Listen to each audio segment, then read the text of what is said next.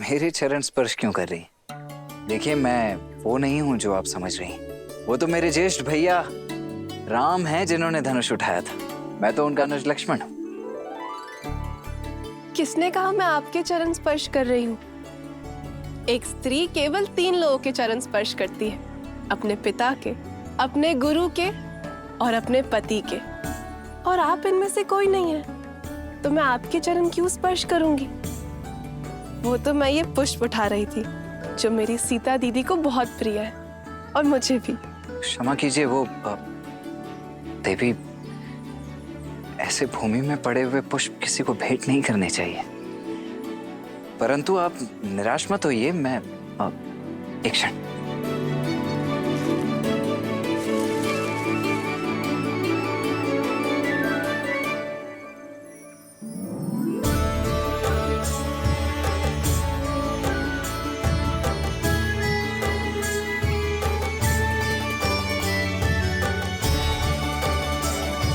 आपके लिए नहीं है, भाभी मां सीता के लिए।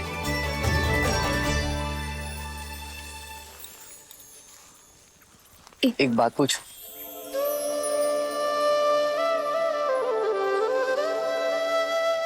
पहले आप। नहीं, स्त्री होने के नाते प्रथम अधिकार आपका है। जो आज्ञा। तो बताइए, प्रत्यंचा चढ़ाने आप सबसे अंत में क्यों आगे बढ़े? क्योंकि गुरुवर का आदेश था। पर जब कोई प्रत्यंचा नहीं चढ़ा पा रहा था तो मैंने आपके नेत्रों में चिंता नहीं देखी। क्योंकि माँ गौरी का आशीर्वाद था कि मुझे मेरे मन के ही स्वामी मिलेंगे। वरमाला के समय आपके नेत्रों में एक भाव था, जैसे आप जानती थी कि वरन हमारा ही होगा। क्योंकि आपकी विनम्रता और करुणा का संदेश आपकी मिथिला आने से पूर्व महादेव का संकेत बनकर पहुंच चुका था। यदि गुरुवर हमें मिथिला ना लेकर आते तो लाना पड़ता, क्योंकि भले ही वो ब्रह्म ऋषि है, पर महादेव के चयन और गौरी माँ के आशीर्वाद के आदेश के परे नहीं। बिना मुझे जाने मुझ पे इतना विश्वास? भूमि से उपजूं आर्य, एक झलक से समझ जाती हूँ कि किसके हृदय की भूमि में विश्वास का पौधा उपजेगा। महाबली लंकेश ने जब प्रयास किया था उस समय भी भय नहीं लगा आपको? नहीं, क्योंकि 8 वर्ष की आयु में मैंने वो धनुष उठा लिया था। भली भांति जानती थी कि उस धनुष को कोई बाहुबल से नहीं उठा सकता। पर उस राक्षस की आंखों में मैंने अपमान की लज्जा देखी, हार की खींच देखी।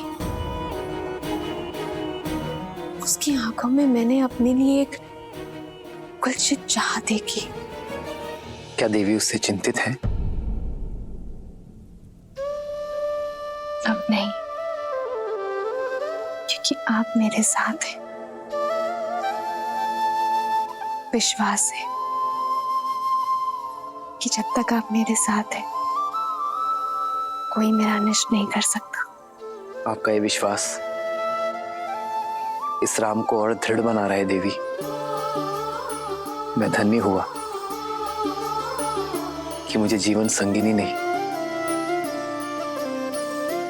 जीवन दर्शिनी मिली है।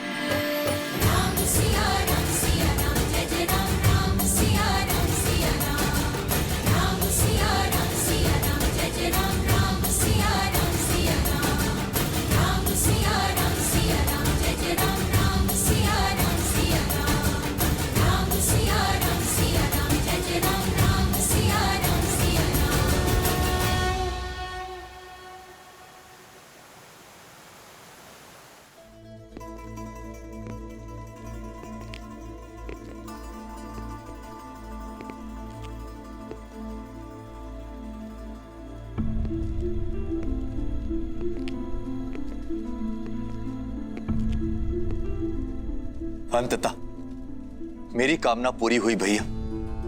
भगवान विष्णु की कृपा से आप सद्मार्ग की ओर बढ़ रहे हैं। अपने पापों के प्रायश्चित के लिए आपने जो संन्यास का निर्णय लिया है वो अति उत्तम है भैया। दुख तो केवल इस बात का है कि बहुत देर कर दी मैंने। कदाचित तुम्हारी बात पहले मान ली होती तो आज मेरे महादेव मुझसे रुष्ट ना होते। लंका को अब तुम जैसे सदाचारी राजा की आवश्यकता है। न्याय प्रियता से राज करना।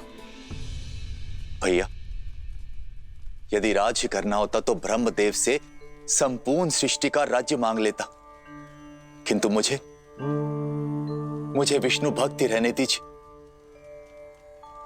और ये राज्य संभालने के लिए तो आपका महाप्रतापी पुत्र मेघनाथ है ना।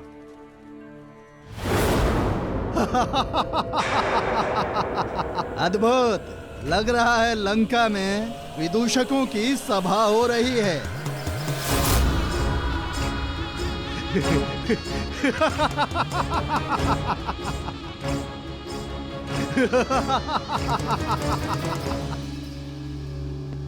मुझे तो लगा था कि सिंहासन त्यागने की बात बोलकर इस भोली भाली शूर्पणखा को मूर्ख बनाया है, पर सत्य मेरे सामने है। कभी कल्पना भी नहीं की थी कि रावण को कभी सन्यासी वेश में देखूंगा। केवल वस्त्रों से नहीं, आत्मा से भी मैं संन्यास स्वीकार कर चुका हूं विद्युत जीवा।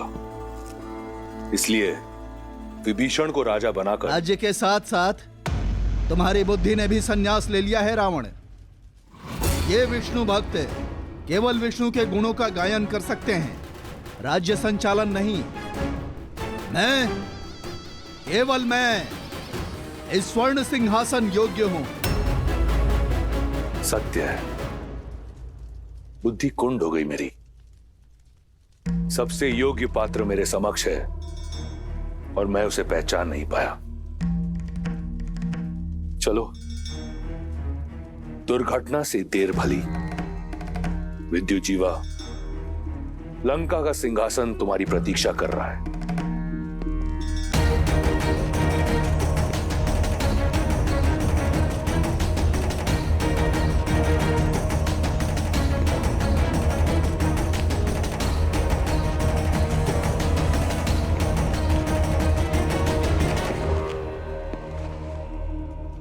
तुम मेरे साथ छल तो नहीं कर रहे ना रावण? एक सन्यासी पर ऐसा लांछन मेरे बहनोई।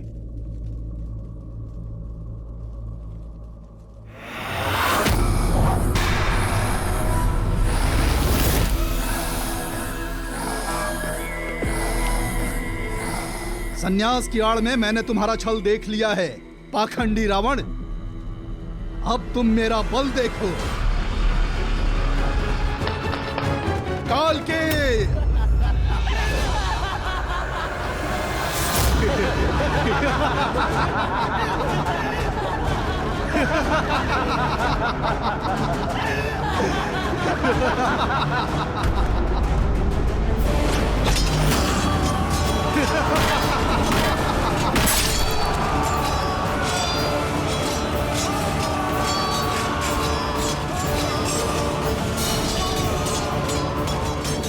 बंदी बना लो इसे।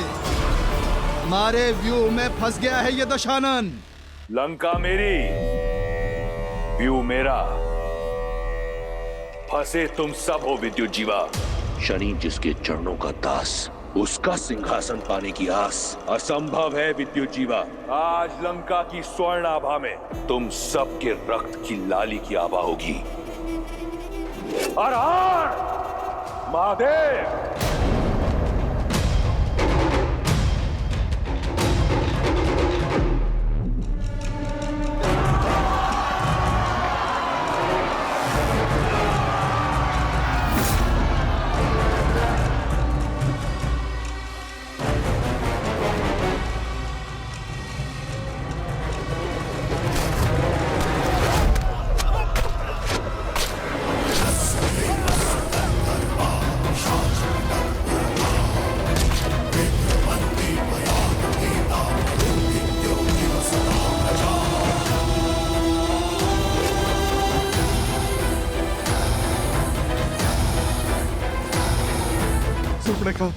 सुर्पणखा मुझे बचा लो, मुझे बचा लो सुर्पणखा, बचा लो मुझे अपने भाई से।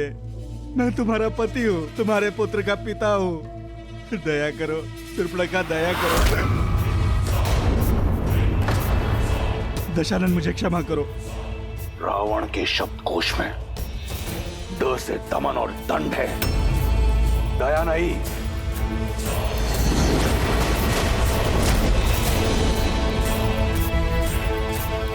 क्षमा दशानन, क्षमा कीजिए दशानन, ये केवल एक उपहास था। मेरी शक्ति का उपहास करने वाले को चंद्रहास उत्तर देती है।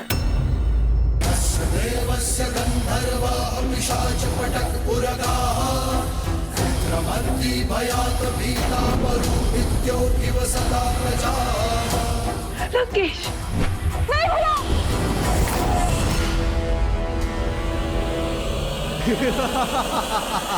मुट्ठी भर दैत्य कालकेयों को मारकर स्वयं को सर्वशक्तिशाली समझ रहे हो मूर्ख दशानन। माया युद्ध के महारथी विद्युत जीवा से नहीं जीत सकते अब तुम। अपनी माया से जब चाहे पाताल लोक जाकर अनगिनत मायावी कालकेयों को ला सकता हूँ मैं। राक्षसों की रक्षा के लिए स्वयं रक्षम का नारा भूल जा, अपनी रक्षा की सोच।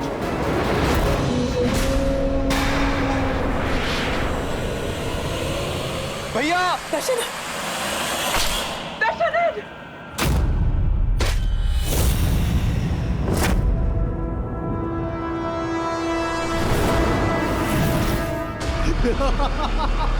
और सुर्पणखा, तुमने अपने पति से घात किया है, अपने पति को मरवाने की चेष्टा की, किंतु मैं अपना वचन अवश्य निभाऊंगा। तुम्हारे भाई को मारकर तुम्हें बनाऊंगा लंका की पटरानी।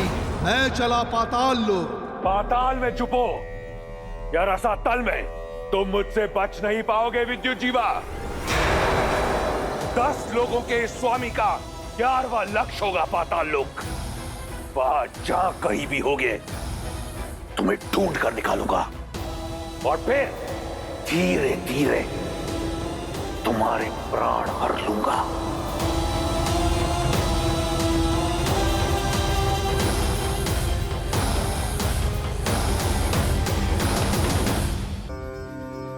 पिताश्री किसी भी क्षण आते ही होंगे। हमें देखकर पिताश्री कितने भावुक हो जाएंगे ना भैया। देखिए, कदाचित पिताश्री आ गए।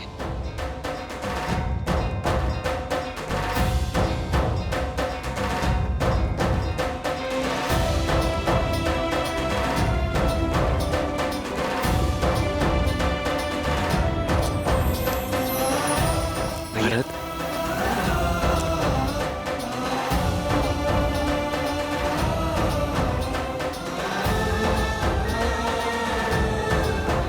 भरत,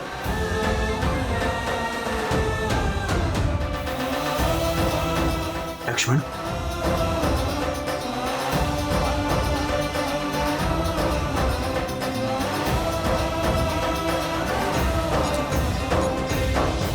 भरत, इतना शीघ्र? सूचना मिलते ही प्रतीक्षा ना कर सका भैया मैं। रात्रि विश्राम किए बिना ही आपसे भेंट करने चला आया। आप नहीं जानते भैया कि मेरा मन कितना गर्वित हुआ है ताड़का और मां अहिल्या की मोक्ष गाथाएं सुनकर। और अब अपने राम भैया के विवाह को देखकर हर्षित होऊंगा मैं।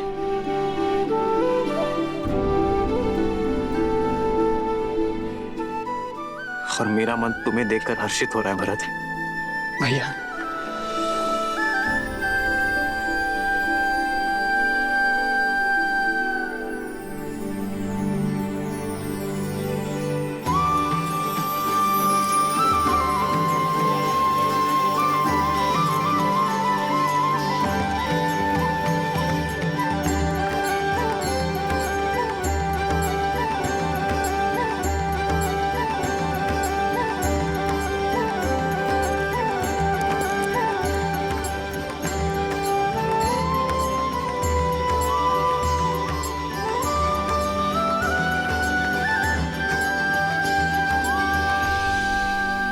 श्री राम और देवी सीता के विवाह की पावन बेला निकट आ गई है।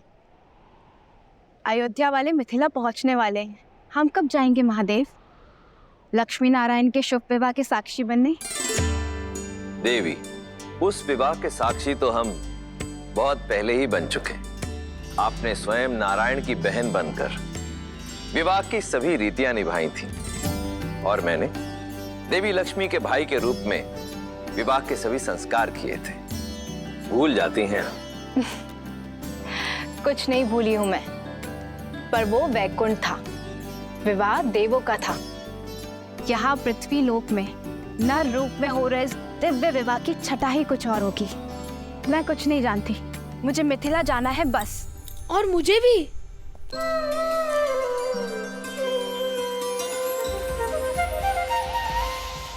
बड़े दिन हो गए, भरपेट स्वादिष्ट भोजन नहीं खाया।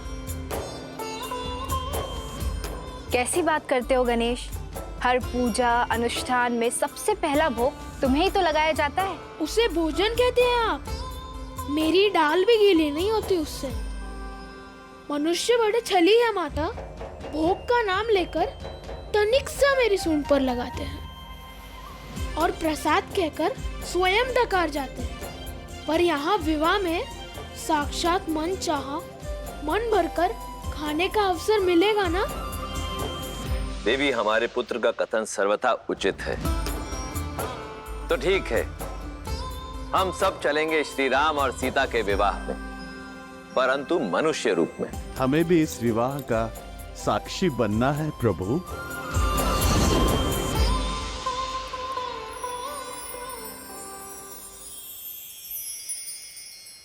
आप सभी नारायण का परिवार है, तो इस विवाह में आपको कैसे भूला जा सकता है? हम सभी जाएंगे राम और सीता के शुभ विवाह के साक्षी बनने। जय श्री राम। जय श्री राम। जय श्री राम।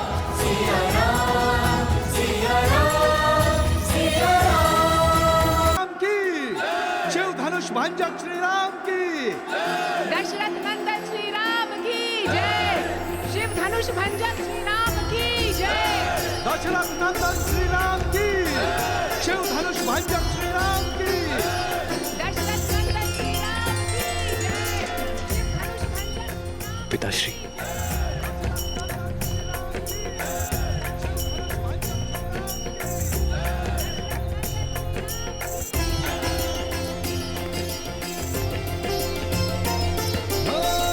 मंगल भवन मंगल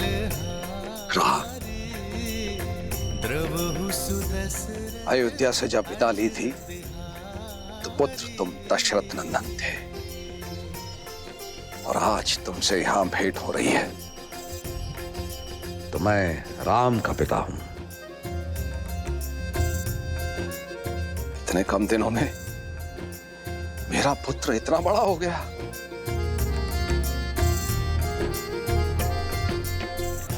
मेरा राम। आपकी चरणों की धूल के स्पर्श से ही ये सामर्थ्य पा सका हूं पिताश्री। इनका स्पर्श मुझसे आप भी नहीं छीन सकते। रघुकुल रीत सदा चली आई, प्राण जाए पर वचन। पुत्र, तुम्हारा स्थान मेरे चरणों में नहीं, मेरे गले लग जाओ पुत्र। राम सिया राम जय जय राम। राम सिया राम जय जय राम। राम सिया राम जय जय राम। राम सिया राम जय जय राम।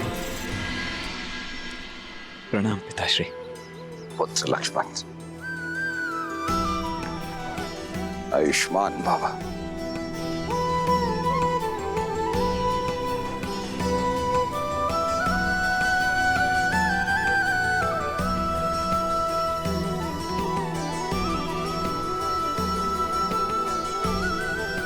प्रणाम।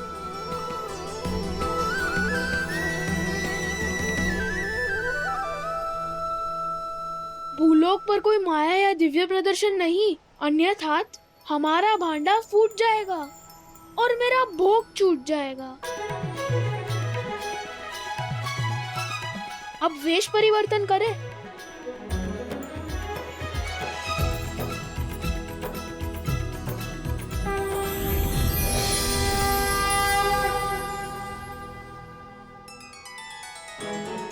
देवी सरस्वती और नंदी, संगीत का कार्यभार आप संभालेंगे। मैं वायुदेव, मैं विवाह का पंडाल बनाऊंगा। मैं अग्निदेव और मैं स्वादिष्ट भोजन का प्रबंध करूंगा। और मैं आपका सहायक बन जाता हूँ। भोजन जाएगा तो रसोई घर से बन के ही ना। उचित है, मैं इस समूह का मुखिया बनूं, त्रिलोकदर्शी साधु। और मैं आपकी सेविका।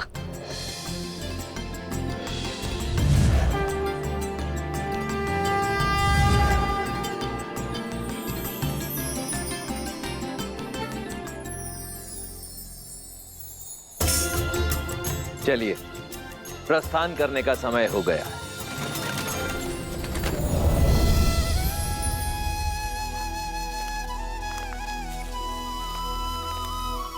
प्रभु, हम तो आपके ही पधारने की प्रतीक्षा में थे।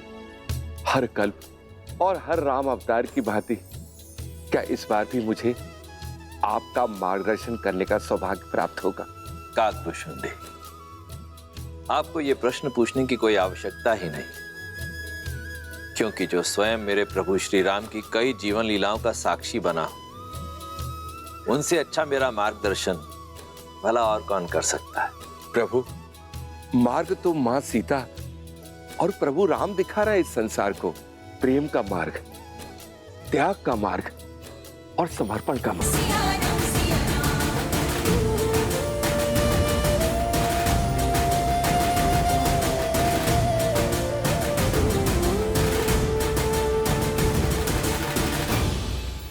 अयोध्यापति महाराज दशरथ, यह है मेरी पुत्री सीता। प्रणाम पिताश्री। सदा सौभाग्यवती भवा। और क्या आशीर्वाद दूं तुम्हें पुत्री। रूपशील हो, गुणवती हो, और सात्विकता तो तुम्हारे मुख पर है ही। अपने तेज से अपनी अयोध्या को सदैव तमकाती रहना पुत्री।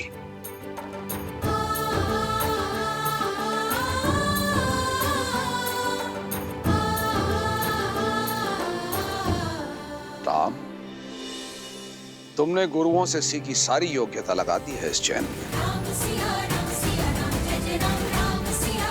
विराजी,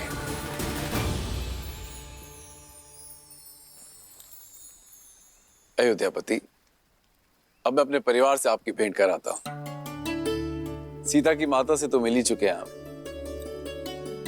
प्रणाम। ये मेरी छोटी पुत्री उर्मिला, ये मांडवी, श्रुतकीर्ति। ये दोनों मेरे अनुज कुशाध्वज की पुत्रियां हैं।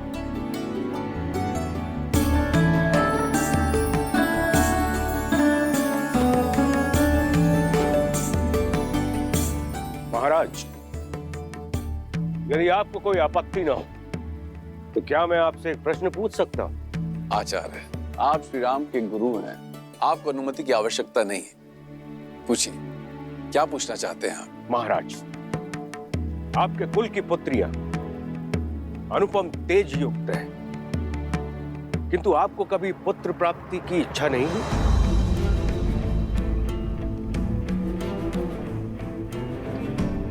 या फिर कभी इस बात का भय नहीं सताया कि आपकी मृत्यु के बाद आपको तर्पण कौन देगा, या फिर आपके लिए स्वर्ग का मार्ग कौन बनाएगा?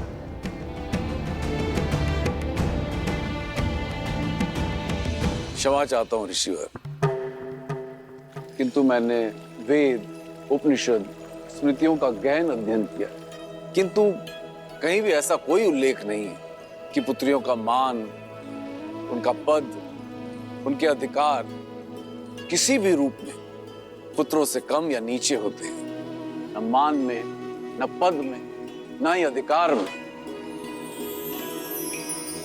मेरी पुत्री सीता ने केवल मुझे ही नहीं, अपितु मिथिला को भी एक नया जीवन दिया। बंजर भूमि में अमृत की बूंद बनकर उभरी मेरी पुत्री सीता। जिस पुत्री ने मिथिला को नर्क से बचाया, उस पुत्री के होते मुझे स्वर्ग की क्या चिंता ऋषिवर। और सत्य तो यह है, सीता के जन्म के बाद मैंने मृत्यु और मृत्यु के बाद की चिंता करना बंद कर दिया है। अद्भुत, अद्भुत मिथिला नरेश। आज मुझे मेरे एक और प्रश्न का उत्तर मिल गया। किंतु महाराज, मैं ठहरा नास्तिक और लोगों का यह मानना है कि मुक्ति जो है पुत्र प्राप्ति के बाद ही होती है।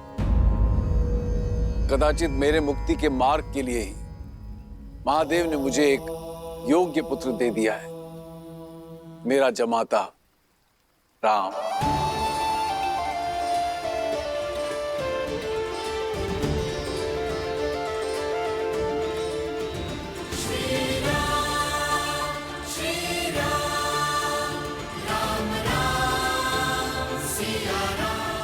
उचित कहा राजर्षि जनक, विवाह संबंध वर वधु के बीच ही नहीं, दो परिवार के बीच जुड़ता है। राम अब आप ही का पुत्र है। हम सबके बीच भी यही चर्चा चल रही थी मिथिलेश, कि क्यों ना आपको कुछ और पुत्र सौंप दिए जाएं। मैं आपका तात्पर्य नहीं समझा ऋषिवर। आपकी 4 पुत्रियां हैं जनक, और अयोध्या के 4 राजकुमार। इससे सुंदर संजोग और संबंध नहीं हो सकता। लक्ष्मण और उर्मिला, भरत और मांडवी, शत्रुघ्न और श्रुत कीर्ति का मेल आयु और गुण के अनुसार उत्तम होगा।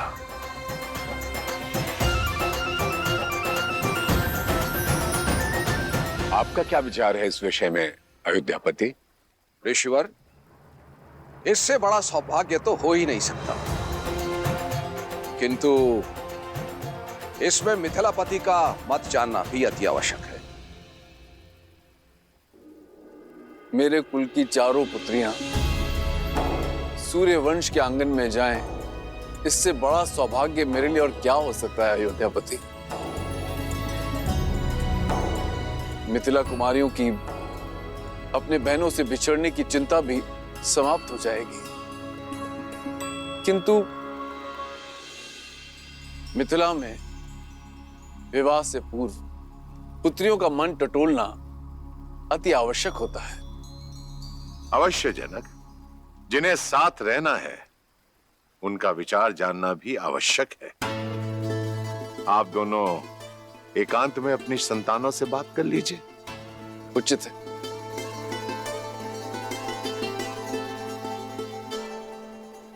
बोलो अनुज, प्रसन्न हो?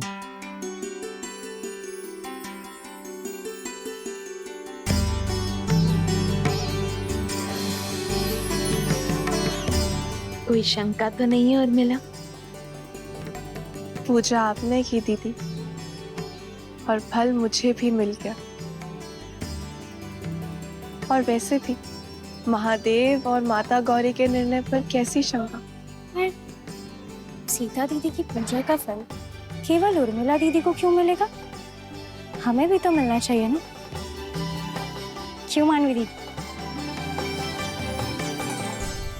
कितनी बार निवेदन करूंगा भाई, अयोध्या से संबंधी पधारे हैं। कुमारी जानकी के विवाह तक कोई भीतर नहीं जा सकता। आप लोग के भोजन का प्रबंध उधर उस पंडाल में किया गया है। भद्र, मैं भी तो कब से यही निवेदन कर रहा हूँ कि हम इसी शुभ विवाह के प्रबंध के लिए आए हैं। मैं आपको अपने दल का जब परिचय दूंगा ना, आप स्वयं समझ जाएंगे।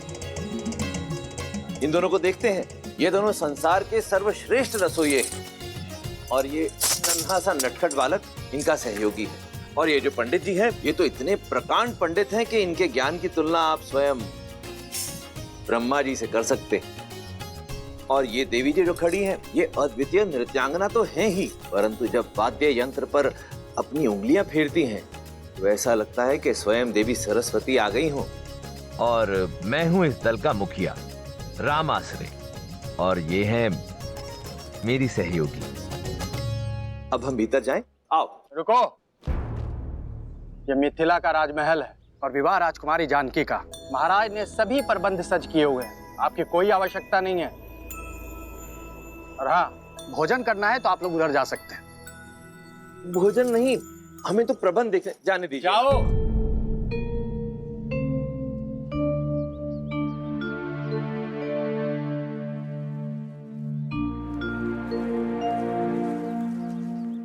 अब क्या करेंगे?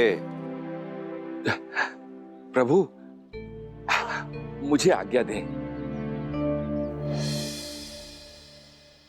उचित है, आप जाइए। जी। मुझे भी आज्ञा दीजिए प्रभु। अब आपको किस बात की आज्ञा चाहिए? और कितनी देर प्रतीक्षा करे प्रभु? मैं अदृश्य बनकर वहां चला जाऊं? अदृश्य होना तो हमको भी आता है वायुदेव, पर दिव्य शक्ति प्रयोग नहीं करनी ना।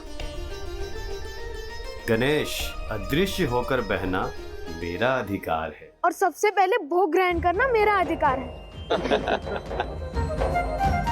मैं चलूं पिताजी? कोई कहीं नहीं जाएगा, सब यहीं प्रतीक्षा करेंगे। मैं कुछ सोचता हूं। जो भी सोचना है शीघ्रता से सोचिए, भूख से मेरा पेट दर्द कर रहा है। मेरा भी भूख के मारे जान जा रही है।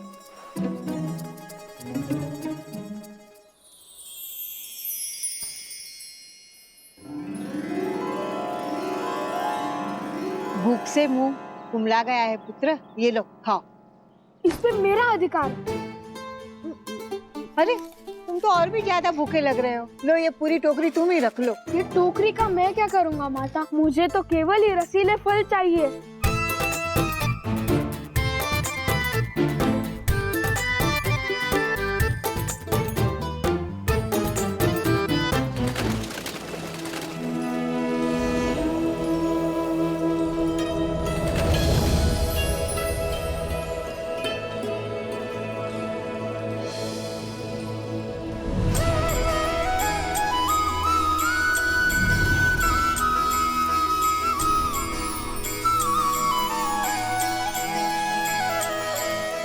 मिथिलापति, मेरे चारों पुत्र विवाह के लिए सज्ज हैं राजऋषि। मेरी पुत्रियां भी महाराज।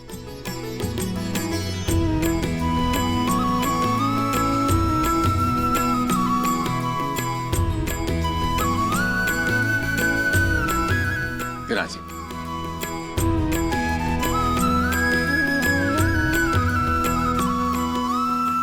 तो राजगुरु सतानंद, आज्ञा गुरु जी। तो विवाह की तिथि निकलवाई जाए। मैं शीघ्र अति शीघ्र संसार के इस पावन मंगल विवाह की तिथि निकालता हूं। रुको सदानंद, ज्ञानी महासंत हैं रामाश्रय, उनकी बताई हुई तिथि में कण मात्र भी त्रुटि नहीं होती है। मेरे अनुरोध पर वे अपने समस्त शिष्यों के साथ यहां पधारे हुए हैं।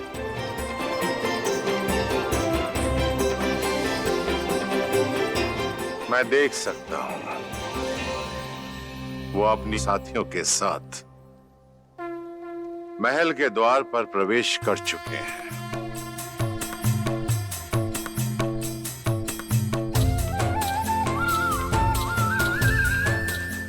अद्भुत दृश्य है, अद्भुत।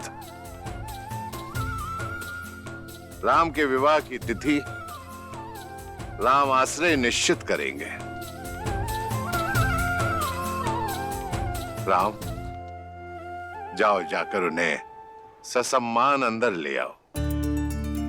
जी आचार्य।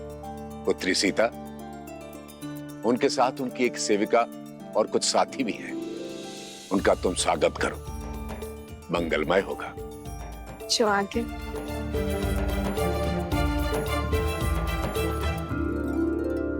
प्रभु, और कितनी प्रतीक्षा करनी पड़ेगी? अंदर जाने का अवसर कब प्राप्त होगा?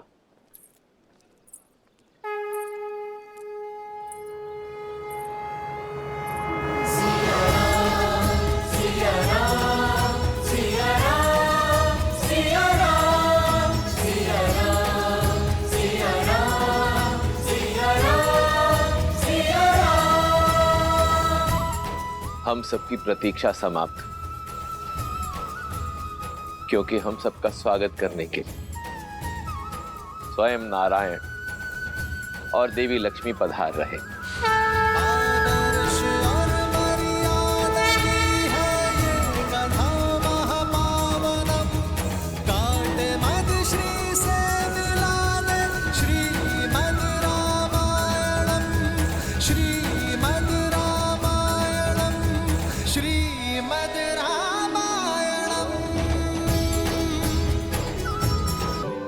त्रिकालदर्शी राम आश्रय, इस राम आश्रय के तो भाग्य खुल गए कि स्वयं श्री राम उसे लेने के लिए आए।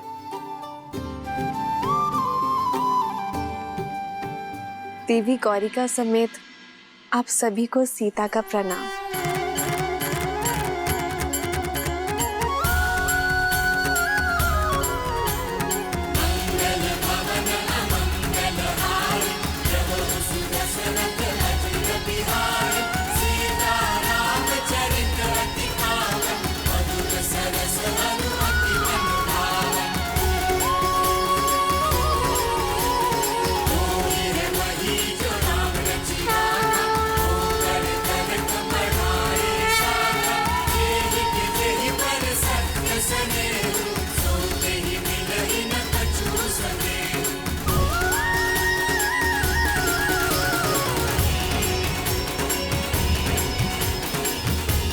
ये राम आश्रय आपको केवल ये भस्म ही दे सकता है, कृपया स्वीकार करें।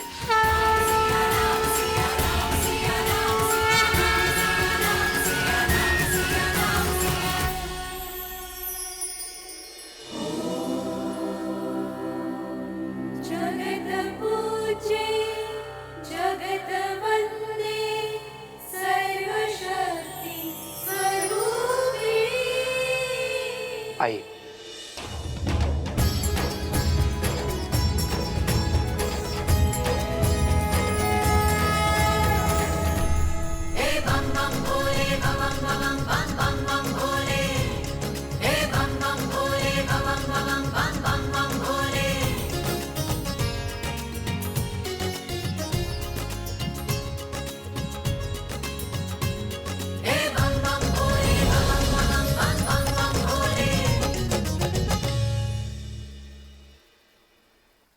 महाराज, ऐसी माया तो बहुत से लोगों के हाथ में है, किंतु क्या ये केवल मनोरंजन के लिए है या फिर इसका कोई और अर्थ है? यदि मन में भावना सच्ची हो तो पाषाण में भी भगवान, और यदि भावना सच्ची ना हो तो भगवान भी पाषाण है, भद्र जाबाली। परंतु आप तो नास्तिक हैं, इसलिए इस तथ्य से अनभिज्ञ हैं।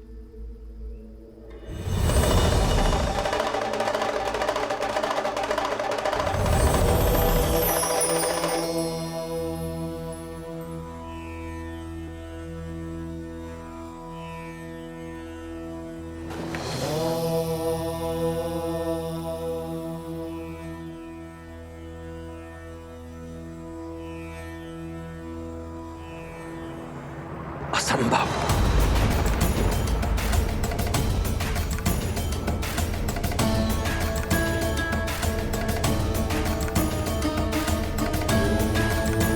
कोई समस्या है महाशय?